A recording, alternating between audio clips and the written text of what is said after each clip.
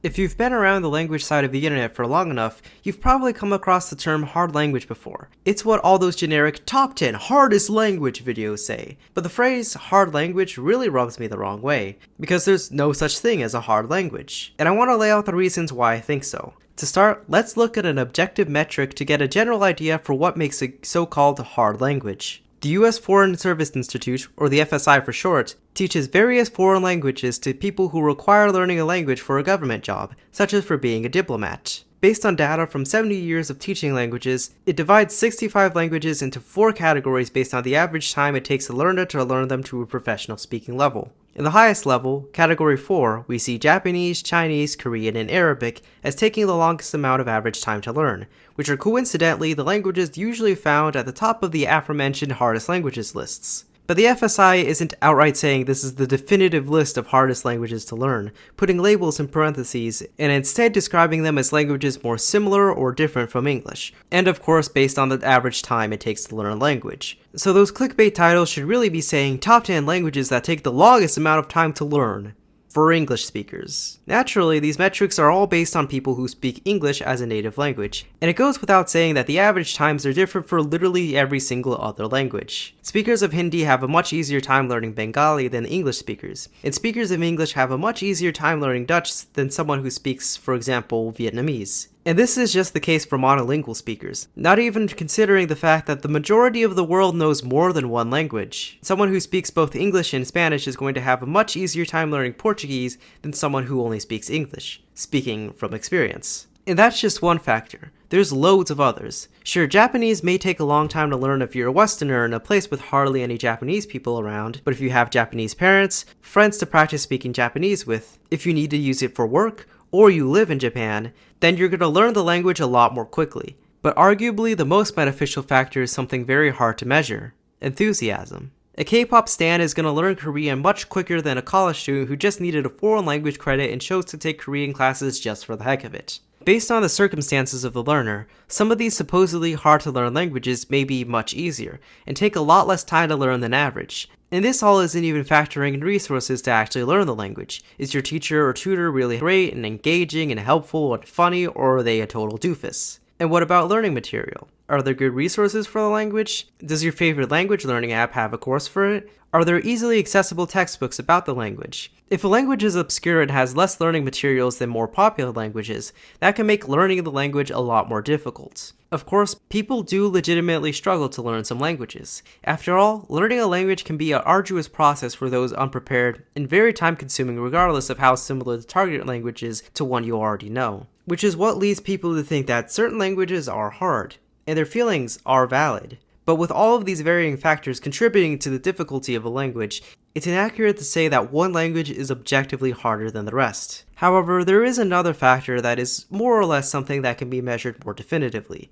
complexity. This can take the form of either pronunciation, grammar, and sometimes spelling or the writing system. Some languages have pretty simple pronunciation systems, like in Maori or Japanese, where the consonants aren't too numerous and all syllables are simple to pronounce. And other languages have quite difficult sound systems, whether it be a lot of hard to distinguish vowels, lots of consonants, tones, or crazy long consonant clusters. And others have really confusing or inconsistent spelling rules. Grammar-wise, the main determiner of a language's complexity are inflections, which are modifications to a word to express some extra grammatical information. Analytical languages have few inflections, like Indonesian and the Chinese languages, which have little to no inflection for things like tense, subject marking, plurality, grammatical gender, and so on. Of course, these languages can still have ways of expressing these meanings, but in general these languages can be viewed as less complicated. Synthetic languages have a lot more inflections than analytical ones. Languages like French do generally have to inflect words for tense, subject, whether a noun is singular or plural, etc.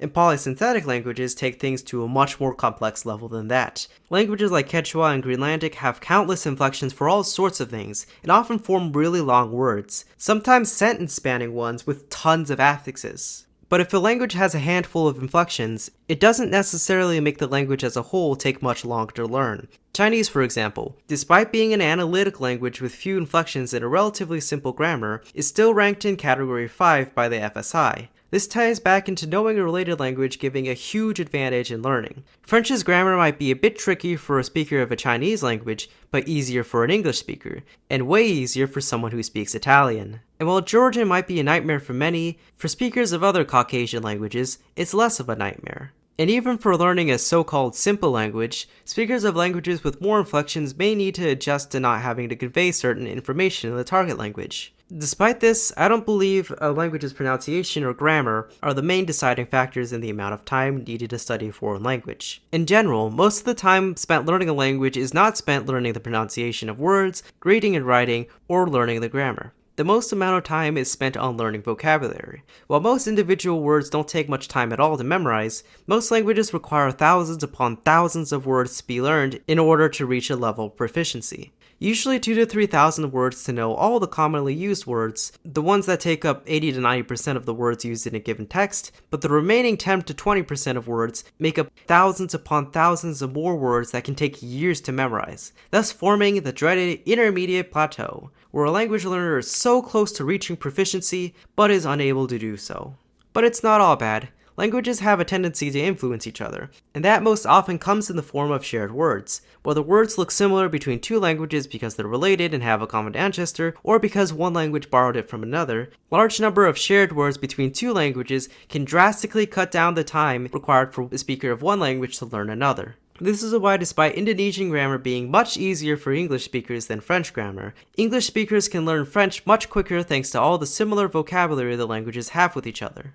My point in saying all this is that there are so many variables to factor in how quickly or easily a person will learn a language, and it's unreasonable and unfair to label a language as just hard. When I said at the beginning of the video that the phrase hardest language rubs me the wrong way, I think it's because I fear that when people hear a certain language is hard, they get intimidated and don't end up learning the language, even though they want to, which is a real shame. No matter how supposedly easy or hard a language is, or how long it takes to learn it, as long as you're passionate about learning the language, then you should stick to it. Language learning is fun and a very rewarding process. Your love for the language and for the culture it represents should fuel your motivation to continue. No matter how hard it gets, no matter how many mistakes you make, you keep on moving forward. If you enjoyed the video, then please consider subscribing to the channel. It really means a lot. Okay, usually when I make an outro, I like to say goodbye or see you later in whatever language or languages I was talking about. But I don't think I've said a single non-English word for this entire script, so goodbye? Actually, better idea. Ciao. That works, right?